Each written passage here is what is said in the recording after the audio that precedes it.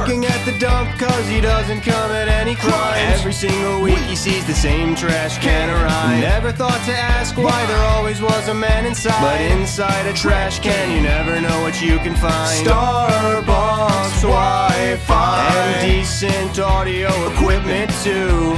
So tune into Cold Hard Trash for you. It's a podcast.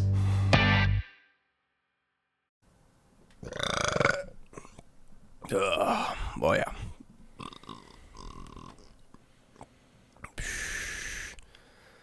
yeah. Another day, another dump. Does burping make you lighter or heavier? I assume lighter, right? Because it's like gas building up inside of you that is then expelled. But gas is lighter than you. So are you lighter with the burp inside you? Is what you're trying to say? Like if you... Yeah. I guess you have to like... So what the only way to test this that I could think of is that you have two people ready to jump from a building, but one chugs a soda right beforehand, and you just time their falls. And then if the guy who drank the soda fell slower, then he was a little bit lighter. He was like, umbrella. It's not going to stop you the whole way, but it might give you, like a little bit of a lift. Isn't that like one of the first things we learn in physics is that gravity operates the same no matter the weight of something? Yeah, but I mean, if you drop, that's short. If you drop a hammer versus a feather, like the air is going to be able to, pick up that feather or whatnot. Same thing. It's like it's air resistance and all that. If you drop a balloon and you drop a feather or drop a hammer rather, the hammer's going to fall faster than the balloon. Well, yeah, but I think that's more of a resistance thing. Right, that's what I'm saying. With the gas inside you, I think you can build up maybe a little bit more air resistance, fall a bit slower. Like, it's the same thing like I was saying with the umbrella. Like, if you hold an umbrella, you'll be able to build air resistance, even though technically, you and an umbrella will fall at the ssame speed. The other person will need to drink a flat soda. Because there's the weight of the soda. Yeah, the liquid volume's got to be in there. No drink yet. Have to be actual soda because it'd be like corn syrup and all the different things to actually match the weight. Couldn't just be water. Yeah, we have to do some tests. We're looking for volunteers. Yeah, anybody want to go jump off a 2-story building in the name of science? We do have one. Oh, yeah, we can jump off our balcony. Yeah. I didn't even think about that. Yeah, you can jump off our balcony. We will have a soda ready for you, and we'll shake another soda up and make it nice and flat for somebody else. Twins would be appreciated. Yeah, that would be the best science. That would probably be part of the... what's that part of the conclusion where we like say parts that were probably like in error? Where you have to mention like, oh, by the way, this might have been fucked up because they weren't twins. They might have been a little bit different. I forget what that part is called. Yeah, I mean it's a consideration thing in the conclusion. Yeah, I forget. There's like a specific term for it for like when you're making considerations for things that could have potentially interfered with your result. I forget what the actual term of it is though. Confounding factors? I don't know. I don't remember. I ain't no scientist. I was a little bit of one, but it's been a long time. Well, since we're talking about it being a long time, welcome to Cold Hard Trash, CRT, episode 103. Can't believe it's been 103 episodes. Such a long time. I'm your host, Trash Can Jones. Yeah, right. It's even longer. And I'm Breeg. Well, we're starting off another episode, so I'll start it off with a little bit more wrestling talk. Not as much as I had last time, but Starboy Charlie, an indie wrestler that I've been following for the last better part of 5 years, has finally made the big leagues, is on first NXT, now TNA, as Chaz Starboy Hall, which I'm really not crazy about the name that he went. His name is, Chaz Hall, but like... man, that's the most your name ass name that you had a good name. Starboy Charlie was good, Yeah. I don't know. He goes by Starboy because it's Chaz Starboy Hall, but it's like I like Starboy Charlie more. Yeah, right. It just feels like more of a stage name, more of a boyish name too, right? Yeah. You're thinking of like the Boy Wonder type deal. Yeah. Which this whole thing, he's like legitimately a baby face. He's one of those guys that's gonna look like he's 21 forever. Mm-hmm. He's got he's very clean cut, very like chiseled facial features, very like not wrinkly at all in the face, even though he's probably I think mid-20s at this point. Yeah. Not really showing a lot of age in the face, and we're late 20s. Yeah, I have a little bit of wrinkles, but yeah, that's true. Well, I have the same amount of wrinkles I had since I was 18. And right, like forehead wrinkles and whatnot. I'm saying like he looks like almost like plastic surgery type. Yeah. He's got like that really like tight face. Looks good. It looks good. He's going to be doing hopefully a whole lot of good work. His matches on TNA against Mustafa Ali was super, super good. His first match was like they do, I forget, it's called like the Speed Championship or something like that, where they basically have a match that's like under 2 minutes. They do meth. They just do shitloads of meth and then get into the ring. Yeah, they're supposed to have a match that's like under 2 minutes. So his first match was like kind of just a quick one to give him a preview. But this last one that he did was a banger, 5-star classic. Went for like whole 15 minutes. Not bad. Does he get bonus points for that? No, multiplier. Yeah, right. Probably just gets paid a little bit more. Just working a little bit more. You're working a longer shift, Mm-hmm. I would imagine anyway. I would hope that it's all contract based. So I would hope it's like pay per work, not like pay per show. Mm-hmm. Otherwise, like you're getting paid the same amount for that 2-minute match that you are for the 15. It kind of doesn't make any sense. It would probably be like, yeah, but like you negotiate that first, Right, yeah. Probably. But hats off to Starboy. Yeah. Congratulations, Starboy. Yeah. Hope you have a long, illustrious career. He's able to do some crazy athletic shit. Standing, shooting stars, what are those called? The Falcon arrows, where he does like a shooting star while twisting in the air. So it's a backflip going forward while doing a 360. Oh. From standing. And he lands that. Most guys can only do that off like the top turnbuckle. Does he hit someone in that process, or is he just lands it intimidation? Like, so if he's facing this way, he'll like, and someone's laying on the ground here, he'll like jump up, do the back twist, and then land on them, like a big splash. Then he'll also do a 360. Yeah. Okay. And it'll just be like a big, like very acrobatic and athletic move to be able to throw your body around like that, very gymnastics-esque. Mm-hmm. Pretty cool. All to just land on someone. Yeah, and just build up the momentum, like you do like it's cool. You do like a couple rolls in the air, you get that like ooh, it's really building up speed. Mm-hmm. Pretty good.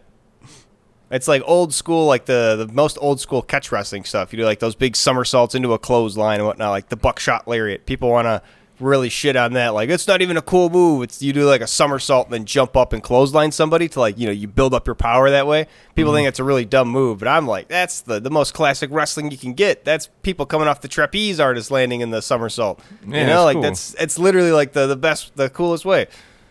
You think about like the free running stuff. Yeah, like the free running stuff where you have to break your fall, like doing that somersault, like landing on the ground. That's real shit of like dispersing force and like doing it forward. Mm-hmm. That's real shit. The buckshot lariat might not look good by somebody not performing it super well, but hell, it's classic wrestling. I love it. Cool stuff. Yeah. I think Hangman Adam Page is the guy that does it as like his finisher move. He does like a front flip over the ropes and then the somersault and then a clothesline. Pretty big. Then that's a pretty cool move. Pretty devastating, especially with a clothesline. It's one of those moves where like obviously it's not like actually a super good move. Like you're just hitting somebody with your biceps. So about 90% of it is the sell. Mm-hmm. So it's kind of hard to say like, oh, this person has like a good clothesline because whoever you hit it with has to be able to do that sell. Mm-hmm. Like the JBL is one of the classic, like he has the clothesline from hell where he would teach people to sell like by jumping in the air, twisting and doing a somersault. So literally it looked like he would just like send them flying when he was doing the clothesline, but it's all just how they do it. He would always wrestle smaller guys to be able to, they could pull off more acrobatic and more convincing sells. And it would make more sense if they'd get flung so far. Right. And that was his kind of whole character. He was like the bully heel. He was pushing around smaller guys. Rey Mysterio, his most famous feud. That's why whenever you hear him on the commentary desk, Rey Mysterio doesn't wrestle anymore, but you'll hear him call Rey Mysterio a deadbeat dad and shit like that. It's pretty funny. It's like, I just can't, as much as he is a great wrestler and a legend, I just can't get over the fact that he is just a horrible father. It just keeps on ripping on him. It's great. He's on, like, his Rey Mysterio's son's now wrestling, who's, like, a big heel, so JBL is on his side. He just keeps mentioning, like, I can't blame him for being raised by such a horrible father. Yeah. This is what happens. You get children that turn out like this. I can't blame him. Maybe he should have won the match. Man, maybe it was Eddie Guerrero that went against Rey Mysterio in that custody of Dominic ladder match. JBL was just, like, another, I think was he one of the commentators that match? He might have been. Mm-hmm. It might have been just Taz and Michael Cole. I don't remember. Then he started that speaker company. JBL, classic. Stands for John Bradshaw Layfield, I believe. It was his whole character. Is he's like big Texas millionaire oil man, and it went over really well and sold super well because his gimmick right before that was the APA, where he was just a really cool cigar smoking guy with Farouk, who's just the other like really big black guy. So he would always just be sitting in the back playing cards, smoking cigars, like a cool guy. And it was like, so when he went to like sort of borderline racist big hat Texas man, people were like, it's all in good fun. Yeah. We know he's just joking. And it went over just super well and keeps going over super well. He's a really great guy. I like how you just said, Texas big oil millionaire man, and then it's like, Texas, a little racist. It's like, oh, well, I guess I didn't think that inherently, but I mean, it's wrestling, Yeah, they do. He's big American man, like, oh yeah, big America, God, boo Texas, or I'm sorry, boo Mexico, because especially Rey Mysterio, but it's all like borderline, but it never goes like over the line. He does the character very well. JBL, very respected in the wrestling industry. Nice. Love him. Love to see him. So that Naked Gun that we saw. Such a good movie. The Naked Gun reboot had such high expectations I had for it, and it lived up to all of them. So good. Yeah. So good. So many just dumb, stupid jokes of just really silly, like, humor. Like, even the ones that are throwaway, just like him doing the guy, like, all the villains are showing up one at a time, and it's like, now serving 71, ding, 72, ding. And he just keeps, like, walking up one by one. It's just such a silly, like, cartoon moment. The fact that they kept bringing those to life is so funny. There was the 7-Eleven coffee bit where they just kept on handing him coffees, and they'd, like, have a coffee in their hand, and they just throw it on the desk. Yeah, they just get, like, everywhere. Giant coffees they're throwing. They show, like, piles of empty coffee cups that they've just been throwing. So good. They had the little O.J. Simpson tribute at the very start where they're just like, Dad, you know what? Never mind. Yeah. The one guy just walks away from the O.J. Simpson picture. They showed him. He had the little cameo. But no. That's about the best acknowledgement they could have given. Right. Just like, because they're like actually honoring all the other, previous big guys in the original movies. And then they get to him and just... Yeah, and there'd be probably some people of being like, you separate, art from artist or whatever. Like, he did a funny role before he did all that crazy shit or whatever. I mean, but it's not in the Naked Gun. Of course, they're gonna go for that, right? Right, because it's like it's silly. All he did was like silly slapstick comedy. Like, it's really inoffensive, the stuff that he did. So it's kind of like it's hard when you say stuff that OJ did. I mean, the stuff that got done to him. Yeah. It's all just gags like bear trap, pie in the face, bowling ball in the head, stuff like that in the first Naked Gun movie. In the second and third, he gets a little more involved, I think. He just has a little bit more of like a character cameo where he's like showing up like, on the scene with a gun. But, yeah. That's why the character was embarrassed. Yeah. Because his dad just kept on getting hit with bowling balls, and that was his contribution. Right. He was just a terrible cop. Poor Nordberg. Yeah, no, I was fine. I was very happy with them just being like, yeah, no, we're not going to do anything about that. But I could see why they were just at least had to do something, She's got a bottom that would make a toilet beg for the brown. Make any toilet beg for the brown. That's what I was so much hoping for. That Liam Neeson was doing those the Leslie Nielsen style like noir cops, but like talkovers where he's just like, there she was, and it's for the first one like with a body that would make any toilet beg for the brown, and he just doesn't even like flinch while saying it. It's so good. Looking around the room trying to make up a name. Yeah, she's a Jane waitress, fat bozo eating spaghetti. Yeah. And they just call her Miss Spaghetti for the most of the movie. It's such a dumb joke. That's perfect, though. It's exactly what I wanted out of it. Yeah, well, that was the thing. Is like that is pretty much straight up Family Guy joke, right? Yeah. Like different execution, but like the setup, same thing. Sure. And then at the end, it says produced by Seth MacFarlane. I'm like, Yeah. It makes sense. But the guys of The Lonely Island, too, were part of it. Yeah, supposedly. Pretty cool. I didn't see Andy Samberg's name, but I wasn't looking too closely. The Seth MacFarlane one just popped out at me like a jump scare. I think Andy Samberg was in like the additional voices and stuff. I think it was the other guy that is like more directorial. I forget like the blonde one. I don't know their names. Not me either. If I did, I'd probably. I just remember your friend pointing out like, that's the Lonely Island guy. I was like, cool. And I saw Andy Samberg in the additional voices, and I was like, that makes sense. Or in the additional characters, or whatever it was. Yeah. As she was walking away from that first scene, though, how like basically the entire precinct was all doing the voiceover thing at the same time. Yeah, all standing everybody's around. talking. Guys, come on. One thing I noticed that might be a continuity error. I'm pretty sure it's in the third movie. Frank Jr. is in there, and it's Frank and Priscilla Presley's character who have Frank Jr. So, and they show Priscilla Presley in the new Naked Gun, but it's not Frank Jr.'s mom. Well, how do you know that? Maybe she's just watching a wrestling match on New Year's Eve alone. Yeah, she could be. She could be. It was so cool. The whole UFC event, they went over the top. They got actually Bruce Buffer, who's the literal UFC announcer. They got actual John McCarthy, who's like one of the best UFC referees. Actual Michael Bisping and Ariel Helwani to like do the whole commentary. It's crazy. It was like they didn't do like any sort of this is a UFC event. Like, no, this is actually a UFC event. I don't think they call it the UFC. It was like the WWFA or whatever, their sister promotion, their smaller one. But still, pretty cool. They pulled out all the stops for it, all the cameos. Yeah, it was neat. Other throwaway lines. Are you know when they go and they check out the crash, and someone asked Liam Neeson, what do you think? Drunk? And he was like, no, just enough to wake me up. I had some this morning. Just enough to wake me up, though. Yeah. After he arrested everyone in the McDonald's for not selling him freedom fries, he claimed that he was upset over the Janet Jackson Super Bowl. He's still upset over the Janet Jackson Super Bowl. It was years ago. Not to me. Yeah. The whole body cam thing where he's trying to get Busta Rhymes to confess. Busta Rhymes random cameo, too. He just do like he eats what does he eat, like a burrito or whatever? A hot dog. Chili dog. He just makes him shit Like himself. 5 chili dogs. He's just holding people up like, get out of the bathroom line right now, shooting the ceiling. It's so ridiculous.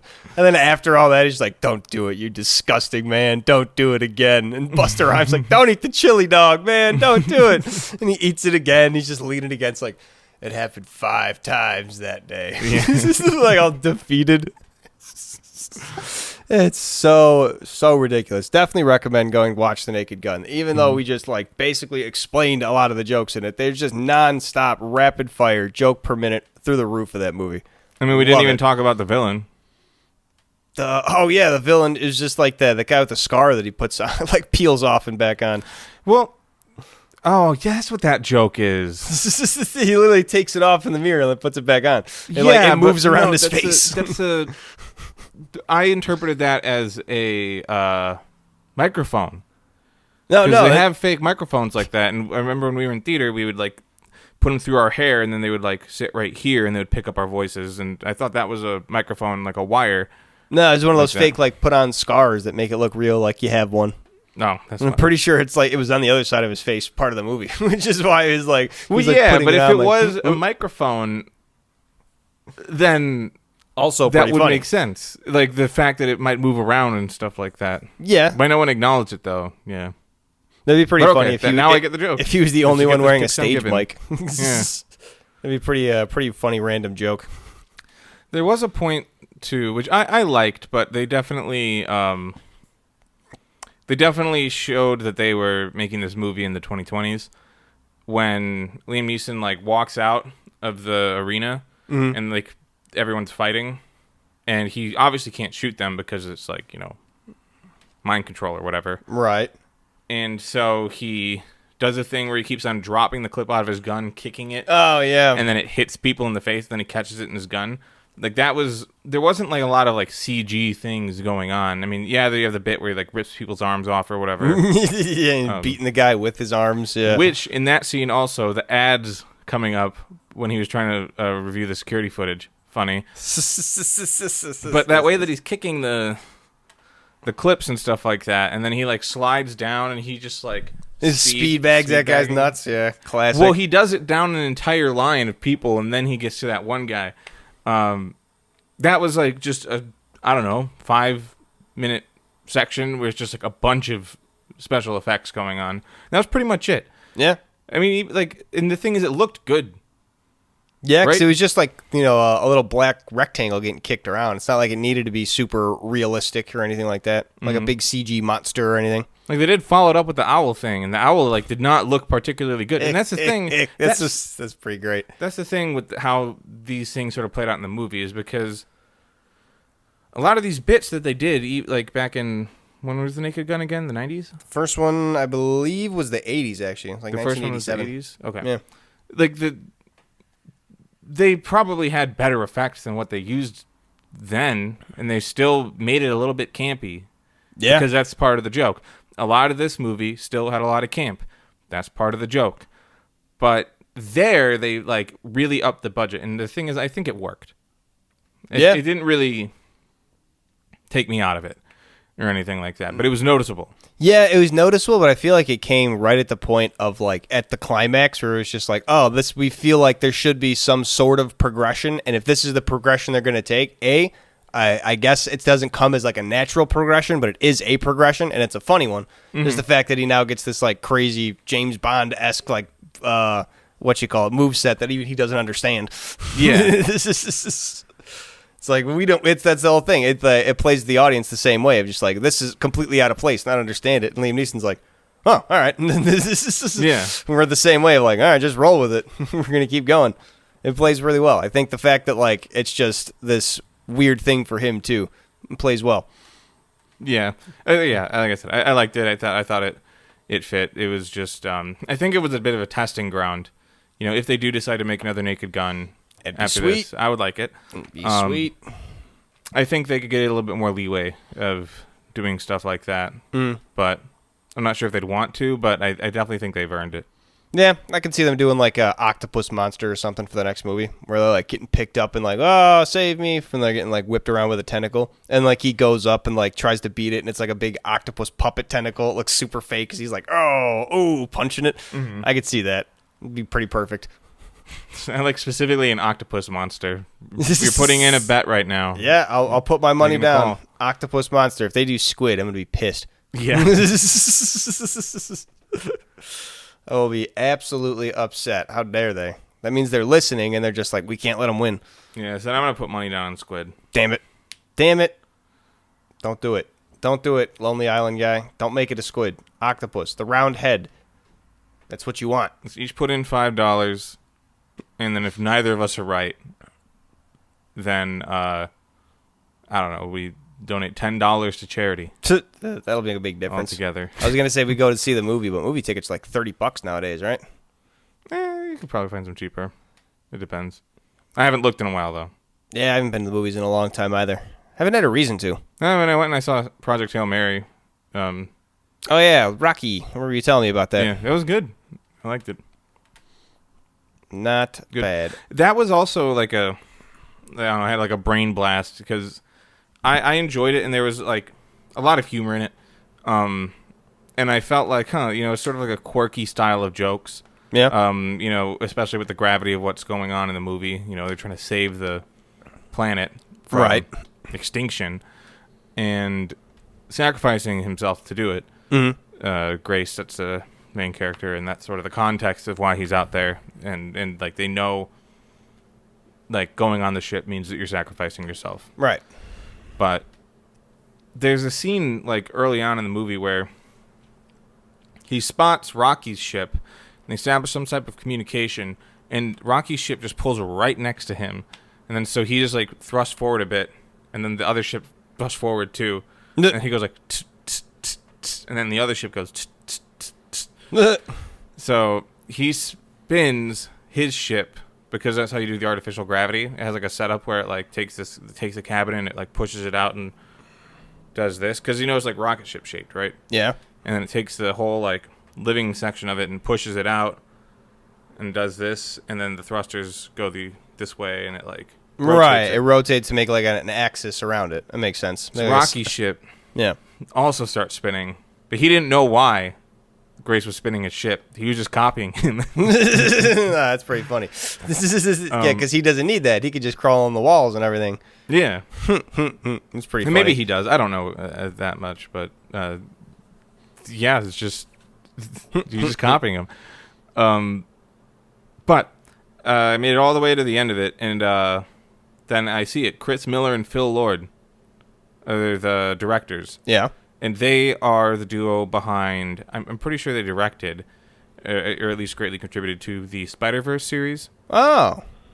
And Clone High. Oh, really? Yeah, so interesting. They did make Clone High. I know that. What a resume. Yeah. Weird. Clone High to Spider-Verse to now Project Hail Mary. Yeah, well, I mean, they bring what they have to the table, you know? Yeah. People like them. Wow. Like their work. So... Yeah, I wonder how that like even goes from you're like writing for a cartoon on it wasn't on Adult Swim, was it? It was on MTV. A cartoon for MTV to now writing blockbuster movies. What a wild journey. Yeah, I'm sure they had something in between. I mean, yeah, but I mean, there was like 15 years in between Clone High and Spider-Verse, I think. Crazy. 10 at least. Lofty goals. Yeah. That's a career. Yeah. Suppose it's just like the next step up. Well, I guess you don't have to stay in TV if you're writing for TV. Some people have the urge to branch out. Mm-hmm. Not bad. I was thinking about, speaking of movies and everything, just like how much the original horror scenes would be, or the original horror movies like Friday the 13th, Nightmare on Elm Street, would be better if they were made today, but they're just kind of, there isn't really the want for that slasher horror flick. It's kind of been done over and again. So really, I don't know, there hasn't really been like Monster Man murder slasher flicks that have been done really in the last 10 years other than the reboots of Friday the 13th. There haven't been a new Nightmare on Elm Street. Really hasn't been a new Halloween movie. I think they tried to reboot Halloween, right? With the Jamie Lee Curtis Halloween. I forget, like last, whatever it was called. Of Friday the 13th. I don't think I am. They rebooted Friday the 13th like 10 years ago. I was making over a Freaky Friday joke, but I fucked that up. I get it. I know, it just hasn't been like as big as it was in the heyday. And I just thought about like how Invincible and The Boys and like all these other things that are like hyper violent kind of only are able to be hyper violent because we already had that era of watching people die on screen back in like the 80s and 90s. Well, the thing is too, like you're saying, we don't really get any horror movies aside from like reboots. The thing is, we are getting horror movies. We are getting slasher films. It's just, are we getting like in the same vein of like Friday the 13th and Halloween? Getting the Bye Bye Man. I don't think I've heard of that. Really? I'm surprised that you haven't. This was actually like 10 years ago still. And is it actually, that's the other thing. Is it actually like slasher or is it more like paranormal psychological horror? So I never saw it, but the idea behind it is that he has a really funny name that people make fun of, but if you say his name, and maybe if you make fun of his name, then he'll come and kill you. Yeah, supernatural horror film. So it's sort of like Bloody Mary, like say it in the mirror, which I guess it makes sense. I guess it makes Freddy Krueger's dream eating thing, you know. Yeah, Freddy's. It's still more of like an actual like person, more monster movie as opposed to like, you know, supernatural spooky movie. Even when like Michael Myers got into the occult and all that stuff from the weird of the Halloween movies, it was still like focusing on, you know, the main character of the movie was the monster, and like you get to like learn more about him and the whole unstoppable force of it. You know, you don't really get to see a whole lot of that. I like to see the monster movie, man. But the whole thing I was just going to say is that like in I see what you mean. Yeah. The original like horror movies were just so done in a way of like we couldn't even barely show people getting killed, you know, like the ketchup blood and having to cut away from people getting murdered, like that was what you needed to do to even be able to get it into theaters. And now we're at the point where we're literally seeing people getting like decapitated and impaled like on screen, doesn't even matter. And it's just like, okay, as much as I would have loved to, you know, the horror movies to have waited until now to be able to come out like and to this gratuitous violence, we wouldn't have been able to get to this gratuitous violence level without them being the way they were back then. So it's kind of just like, I thought about like this weird thing of like, I wish we had more slasher movies, but at the same time, the slasher movies being what they are when they were is what brought us to where we are today. Also, I mean, if you're thinking about hyper violent shows, you named Invincible and The Boys. Both of those are Amazon shows. Yeah. Who owns and distributes it. And that's the thing, is that that's probably a big part of it too. A distributor that is trying to exert some type of control. And less or gates. Has their own like set of standards of what they want. And also, there were some...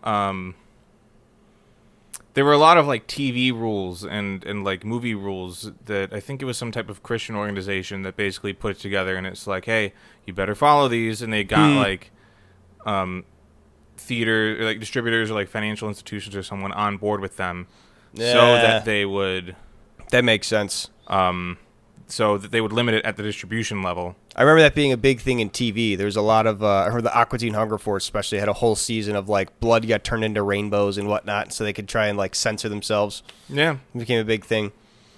Yeah, even like the original Disney Marvel shows, like Daredevil and the Punisher and the Luke Cage, like the first seasons of those are like even now like so much different. I've heard the latest Punisher thing is actually also pretty gruesome, but if you look at like the most recent seasons of even Daredevil or like the everything the Disney shows have been doing, nowhere near the level of brutality they had before Disney bought up those IPs back from Netflix. Mm-hmm. Crazy. I love to see it. I love the gritty and brutality we're getting, especially with superhero stuff, because it's real. And you see things like that. As much as cool as it is to see Batman, Superman punching guys out, Daredevil having to fight a guy for 5 minutes and then break his arm, much more realistic. Pretty cool. I love that shit. I mean, you should probably watch Invincible if you like. I've seen the first season of it. I just need to catch up with like the next bunches of it. I just don't have any way to watch Amazon shows other than going to steal them. So I got to go out of my way. Oh, I mean, I could probably. I wouldn't want you to log in on your Superbox on it, but I could add you to my account. Oh, all right. I might be able to watch via my computer. Be fun. Yeah. But I mean, I think there's. I mean, I'm all caught up, but I think it's 4 seasons. All right. Yeah, it's 4 seasons. And the thing about the presentation of like violence in Invincible is that they do make a spectacle out of it. Mm-hmm. Like that is a little bit of its selling point, is that they are over the top with this type of violence. Right. And I don't want to spoil too much in like the future, like the seasons that you haven't seen, but there's a particular move that Viltrumites do, and I'm pretty sure you've already seen it once in the first season, and what you sort of find out later is that this is like a consistent thing that they do, where you saw it in actually the first episode, where the Viltrumite will just take their hand and they'll do like a Nazi salute thing through someone's gut. Just straight through their body. So that's like a thing that they repeatedly do, and it presents itself as like horrifying. You know, it happens in like the first episode. He does it to a mortal. Yeah. And then he chops his head off. But you see that like that's like a thing that's like in their culture, and like as it goes on, and you're like, oh wow, like they are a gruesome like people in like how they fight. Yeah. And it's often a spectacle when something like that happens. It depends on, you know, who it happens to, I guess, how much you care about them. Right. And then they'll change how they frame it. But yeah, there's a lot of things that kind of like up the ante. Hell yeah. As the show goes on. I figure they got to keep jumping the shark in different ways, like keep people back in, give them those like, oh, moments. Mm-hmm. Keep people shocked, entertained. Pretty cool. Yeah, I got to get back into that. Especially, it was one of those things like the Final Destination movies. It was just like, I can't believe I haven't watched more of that. I should. Feels like it'd be right up my alley. Yeah. I also think that with a lot of the violence and on-screen death and stuff like that, it can be very weighty. And I think that in Invincible, you know, of the things that we're talking about, that's the one that I've seen the most of.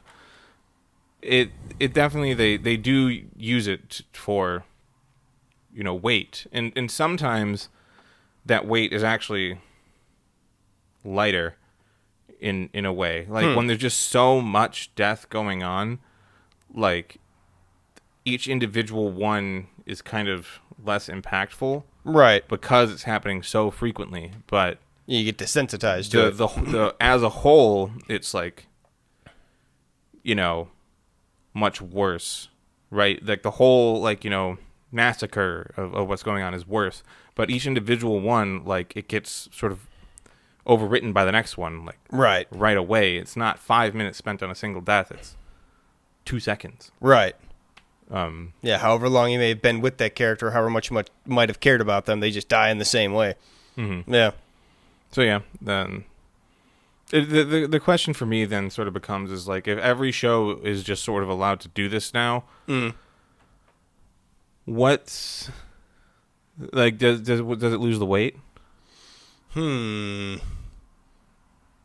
I mean, I guess it's all up to the show, right? If they I'm talking show about the across stakes of it. shows. Right, that's what I'm saying. It's up to each individual show of them setting the stakes and like the guidelines of it. Because like you're saying in Invincible, the way they set it up is like they have this thing where people are just dying constantly. If you have a show where an entire season goes by with nobody dying, then it just kind of sets the tone of that show of like, all right, even though this can be a thing in these shows, say it's a whole superhero show, like this could be a whole show where people are getting killed because it's going to be some galactic event that they're trying to, prevent during the whole first season, but you don't see anybody die. And then the last episode, the aliens come. It's like, ooh, what am I going to see? It kind of leaves you on edge of that exact question of where is this violence going to go?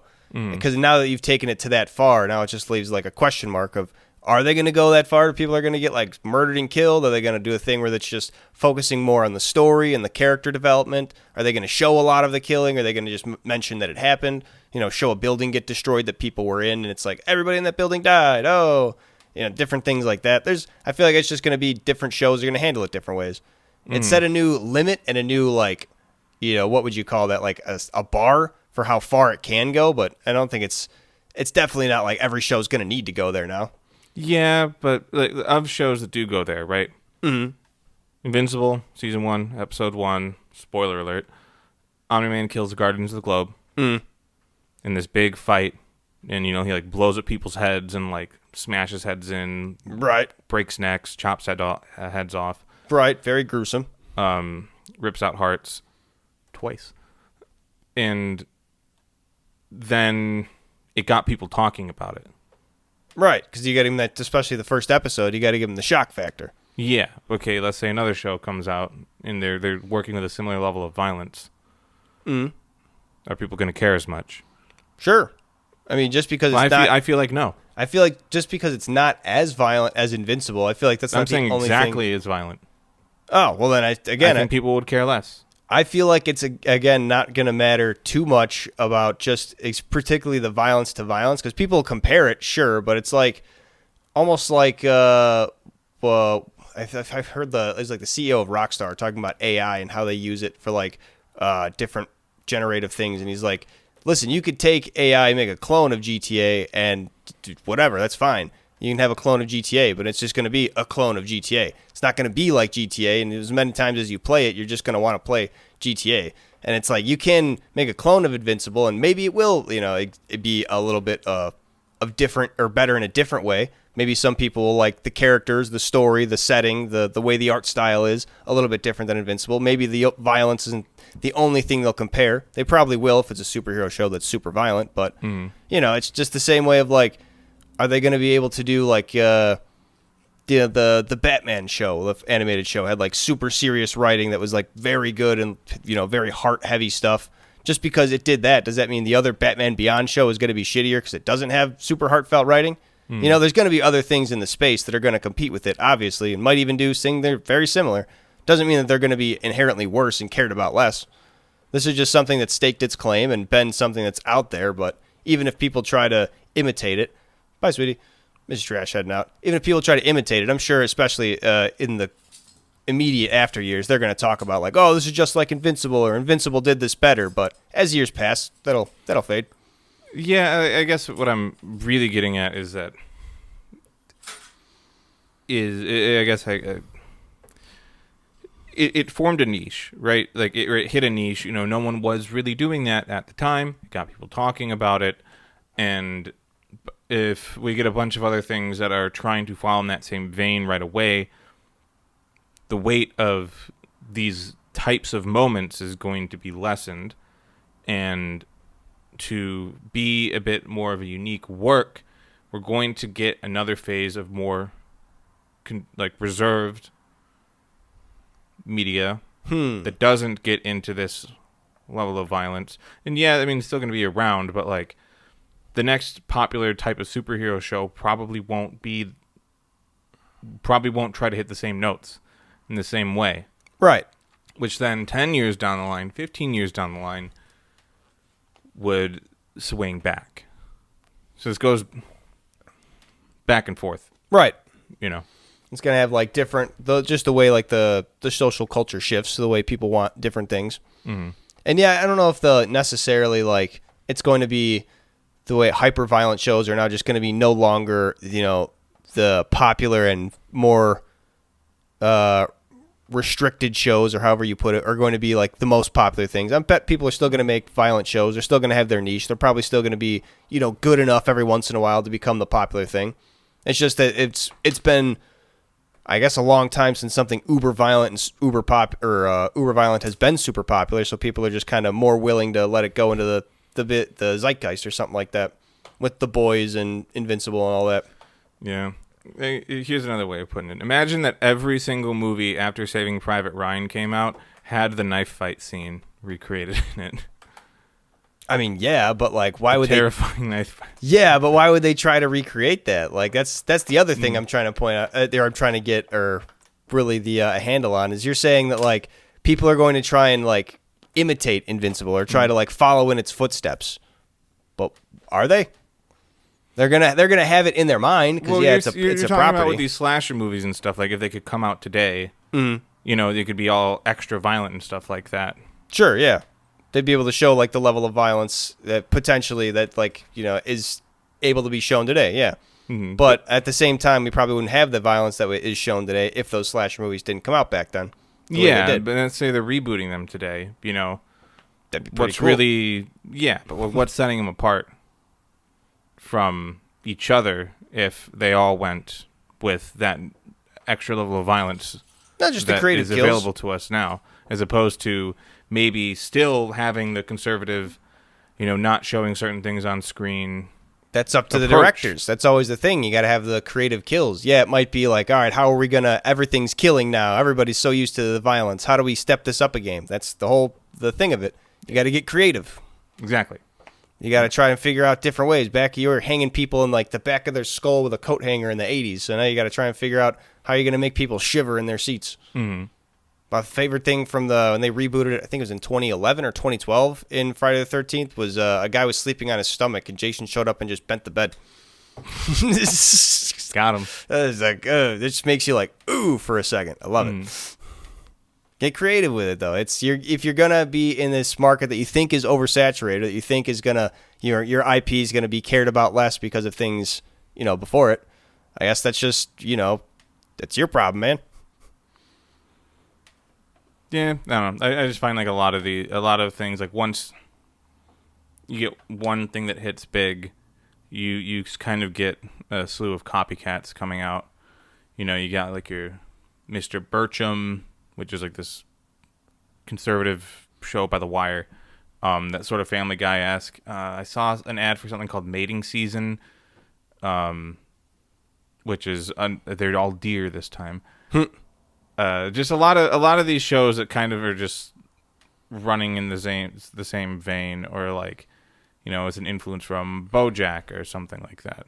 And I don't think they definitely get as much traction. I definitely think it's true, and it has been like, if you look in the past, it's definitely gone in like this wave of things like coming and going. But I think now, as we exist in this internet age where things never really go in the same way anymore, I don't think things are gonna like go out the back and like not be here in the same way. To where like if something else comes to the forefront of like, now we want more reserved media, there's still gonna be a good amount of people keeping a niche alive of things that are over the top gruesome content. Yeah. Especially with streaming and stuff, it's not like now that it's not on TV anymore. Like this thing that was on 5 years ago, you're not going to be able to find it. Like you're going to be able to stream it every day still. We actually do still very much have that issue though.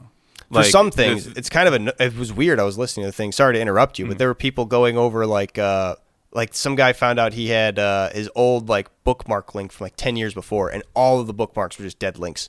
Yeah. They were just like, wow, the internet's like a dead-ass place. Crazy. Yeah, so you have all these... you used to get physical media if you liked something and you'd have it, and then, 20 years from now you can look at it again, but they remove things from streaming. Yeah.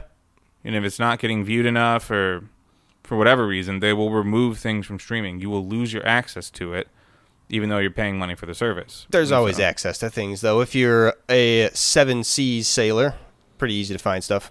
Yeah. You don't even have to go hard in the piracy paint. You just got to find the website that is willing to stream it for you. Yeah, but like some things like can still be hard to find. Yeah, very much so. Very much so. And Yeah. it's hard to access to even see it in the first place. Like, what are we reading descriptions of shows without being recommended them and then pirating them? No, you're going to get a recommendation from someone. Right. And they're going to tell you, oh, you watch it on this because it's the easiest way to do it. Right. That's the whole thing. It's the Gabe Newell line is the easiest way to combat piracy is convenience. So long as these streaming services stay convenient, pirating won't be a thing. Mm-hmm. As soon as somebody makes piracy software that's not also malware, it won't be a thing. All we got is uTorrent, the whole LimeWire, FrostWire, when they try to just like make it a big whole package. Well, the thing is that those programs aren't malware themselves. Bad actors got in there and basically used them to send malware and all there throughout very easily.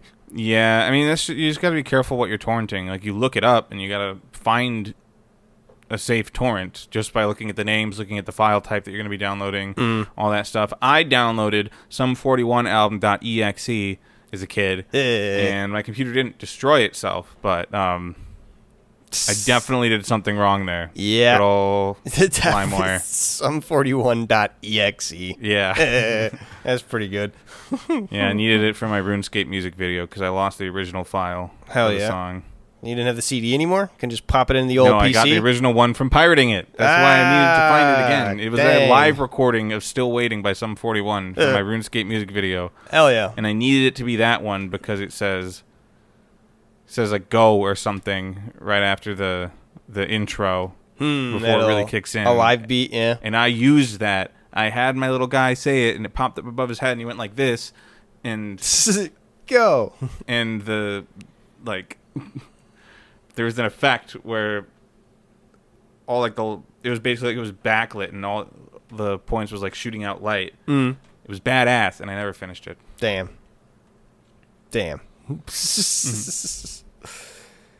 Rest in peace to your RuneScape video. They're still around. I just looked them up like a month ago. Really? And there's not new ones. Wait, like, are your RuneScape videos still around? Oh, no, my RuneScape video. That's what I thought you meant the genre. Yeah, okay. I was going to say, that would have been crazy if we could still watch your RuneScape video. Yeah. No, I don't know where that computer is. Damn. Anymore. But I did also, I'm admitting this live on air, or I guess recorded on air. Maybe I'll edit it out later if I'm too embarrassed. I was watching Dane Cook stand-up Hell yeah. RuneScape recreations. Hell yeah. I mean, that's especially... when I was a kid. I was going to say, if it was yesterday, then that might be a problem. But yeah, back as a kid. That's definitely acceptable. I was doing the same kind of stuff. Doing like Dane Cook, like MS Paint, what you call it. I don't know what you would even call him, like draw my stories or whatever. People would like draw parts of his stand-up set. Yeah. I watched the shitload. I watched Beastie Boys music videos done in that same way. Mm-hmm. I was all over that. Hell yeah.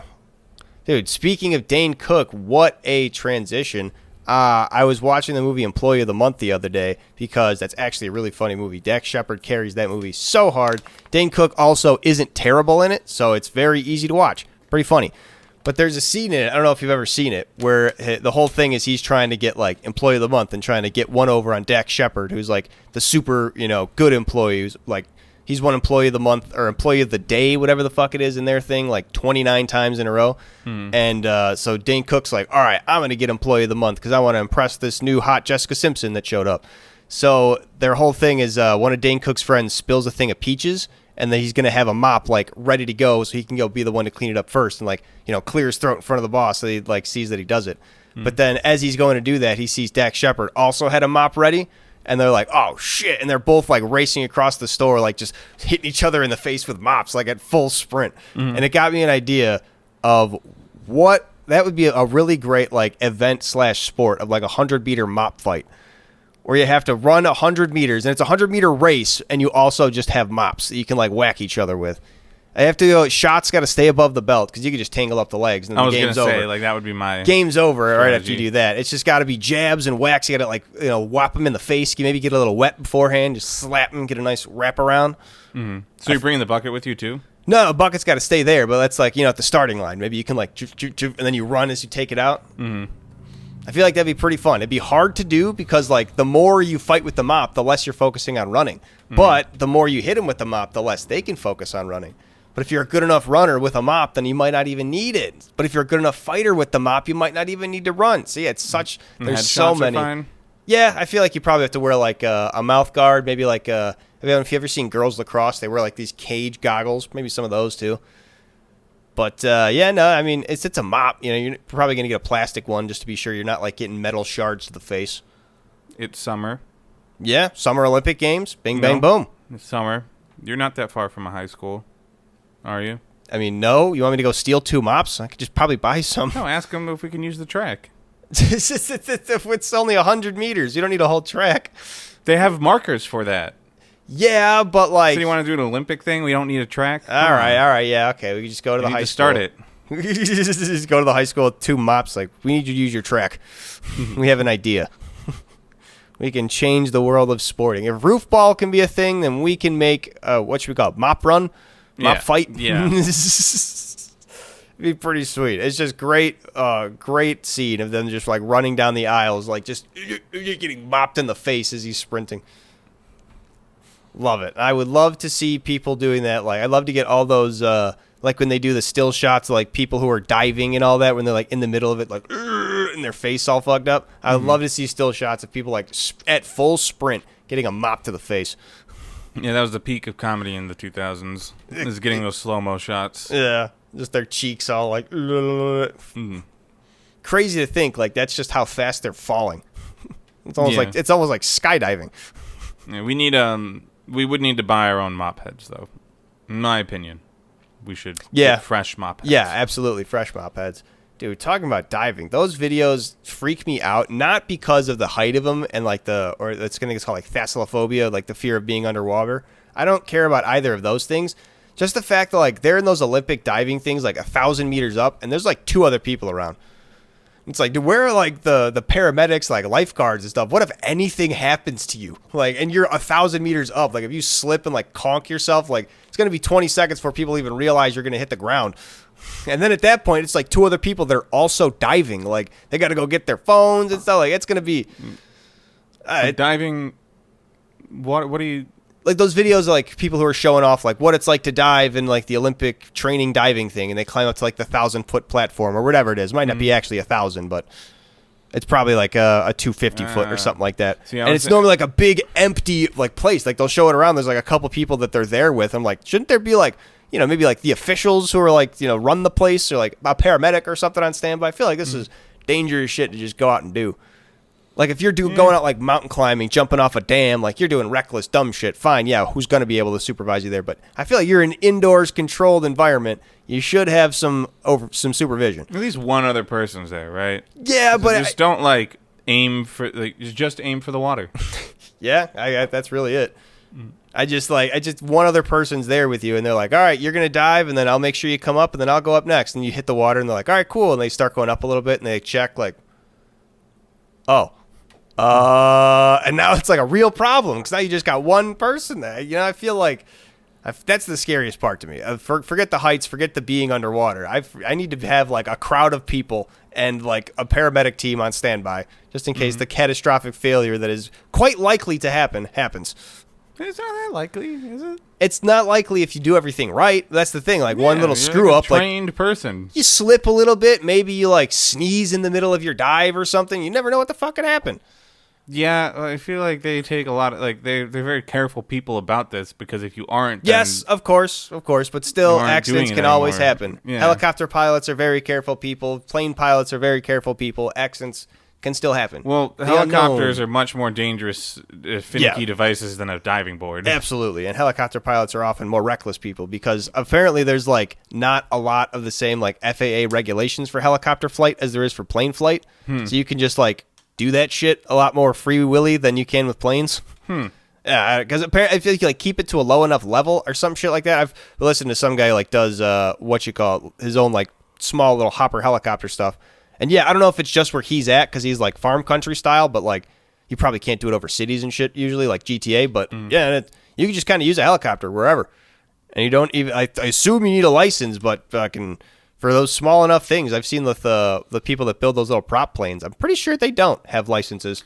I've definitely seen a Facebook video of someone with a personal aircraft, and he's like living out in like this farm area with like everyone has like a lot of land. Right. Well, He's those like, ones. you know, visiting his friend, and they have a runway there, and so he takes his personal aircraft with like pedals. Yeah, and it's probably not. He doesn't have a pilot's license, but does he need one? I don't know. He's just going over like a river and like some trees, and then Yeah, so it's probably not like he said it was just pedals too, right? So it's probably a glider more than just like an actual aircraft. Did it have an engine?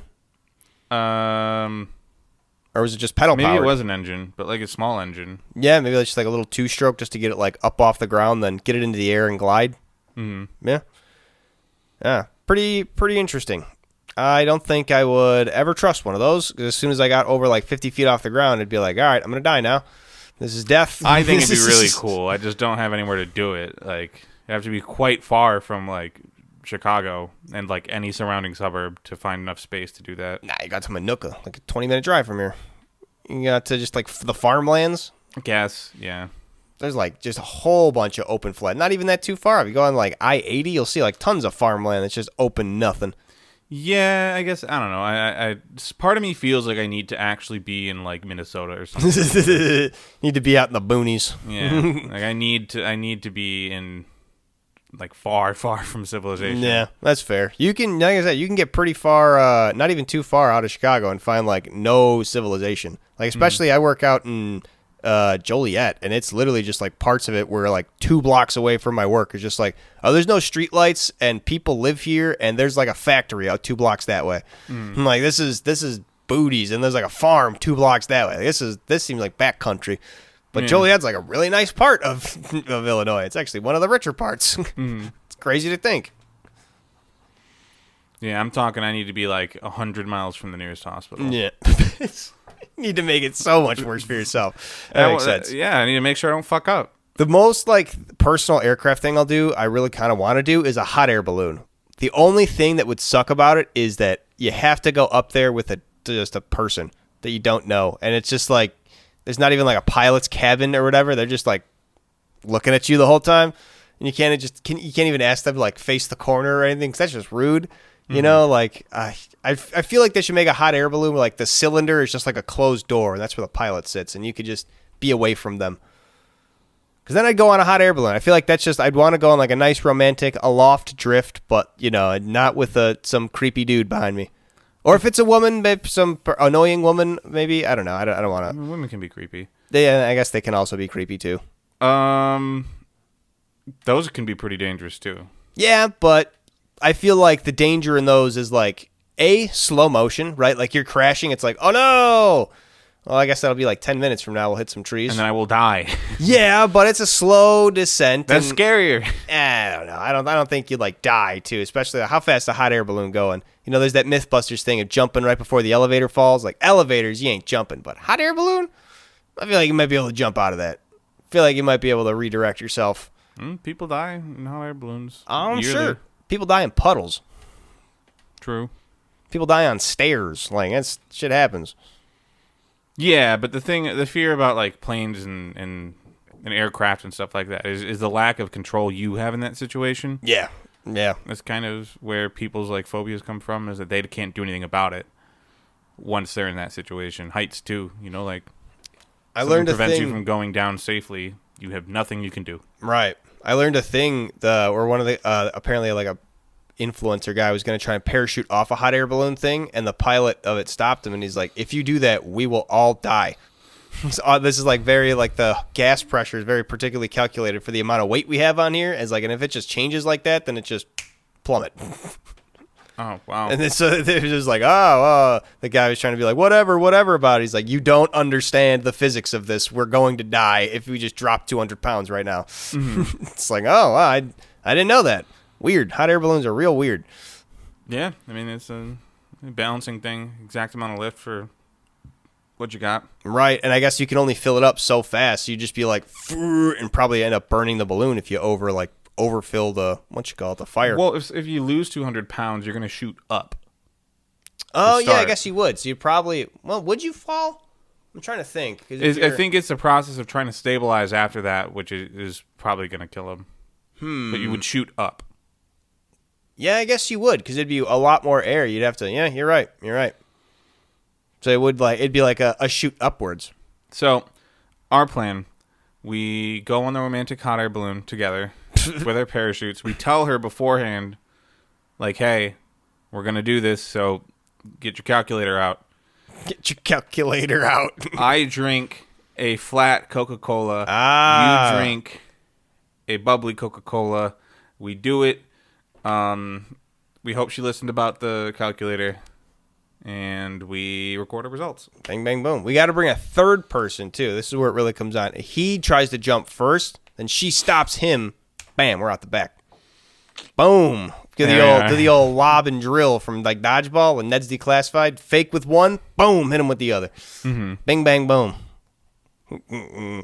Speaking of the lob and drill, it is about time for us to lob this episode up and drill you with the ending, because it is about time to leave this episode of Cold Hard Trash, CRT, episode 103. That rhymed. I'm a poet, and I didn't even think that I could be rhyming all those words in that order.